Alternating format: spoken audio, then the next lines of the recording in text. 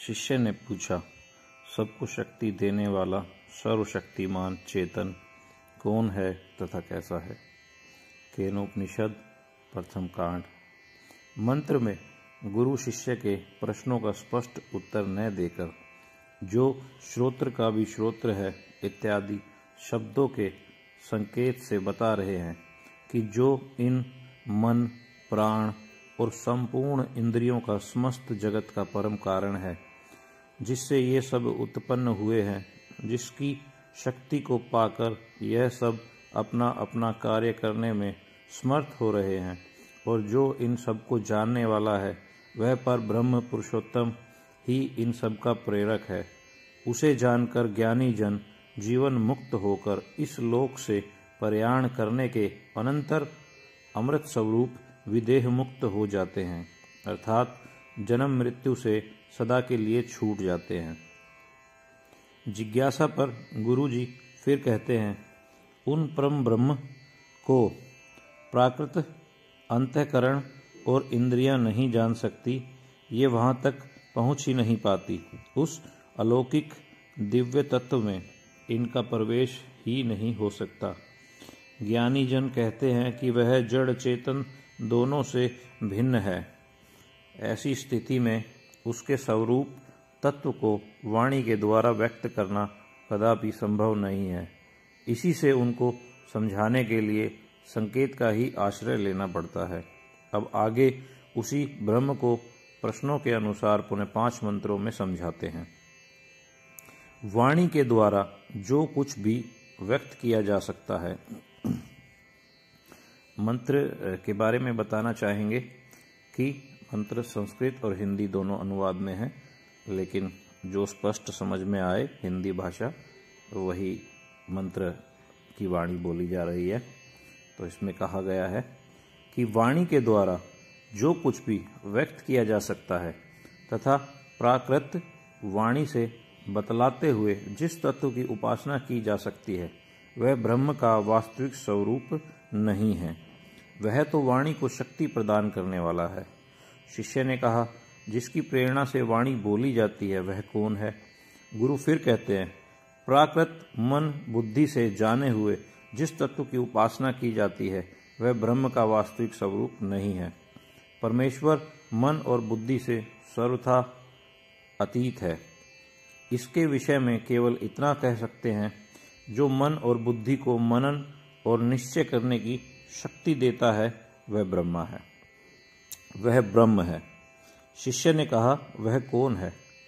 गुरु फिर कहते हैं, वह सुनने में समझ नहीं आता है, सुनने की शक्ति देने वाला वही है।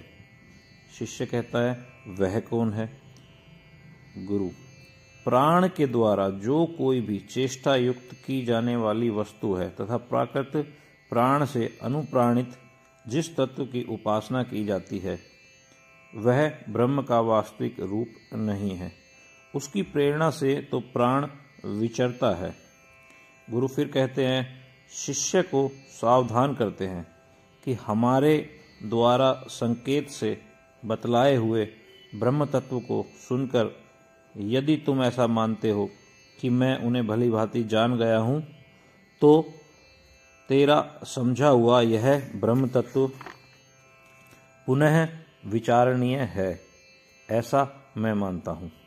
शिष्य कहता है, हे गुरुदेव, उस ब्रह्म को मैं भली भांति जानता हूं, यह मैं नहीं मानता, और न यह ही मानता हूं कि मैं उसे नहीं जानता, क्योंकि मैं उसे जानता भी हूं, किंतु मेरा यह जानना वैसा नहीं है जैसा कि किसी ज्ञाता किसी ज्ञेय वस्तु को जानता है। यह उससे सर्वथा विलक्षण और अलौकिक है, क्योंकि जब तक जानने का अभिमान होता है तब तक परम ईश्वर का साक्षात्कार नहीं होता। यह तो उन्हीं महापुरुषों को होता है जिनमें जानने का अभिमान किंचित भी नहीं रह गया है।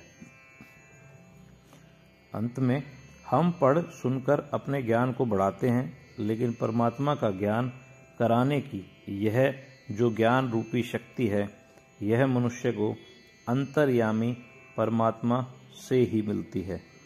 विद्या से अमृत रूप पर ब्रह्म की प्राप्ति होती है। तो इसमें जितनी भी बातें बतलाई गई है केन उपनिषद के अंदर, इनमें सभी चीज़ें यही है कि अंत में जो बोला गया है कि अंतर्यामी परमात्मा से ही मिलती है हमें सभी शक्ति। अंतर्यामी मतलब हमारे अंदर रहने वाले, और उन्हीं से ही सुनने की शक्ति मिलती है, उन्हीं से ही बोलने की शक्ति मिलती है, उन्हीं से समझने की शक्ति मिलती है। तो हमारे अंदर जो ब्रह्म तत्व मौजूद है, बस उसी के बारे में केन उपनिषद ये बातें कर रहा है संकेत के माध्यम से, और यह भी कह रहा है कि हमें और गहन विचार करना चाहिए इस तरफ। यह सिर्फ संकेत थे केन उपनिषद के द्वारा। और भी विस्तार से हम अपने चैनल पर वीडियो हमने डाली है, पीछे और वीडियो, जिसे आप समझ पाएंगे ईश्वर के सर्वशक्तिमान चेतन रूप को। और भी ऐसी वीडियो देखने के लिए चैनल को सब्सक्राइब करें, वीडियो को लाइक शेयर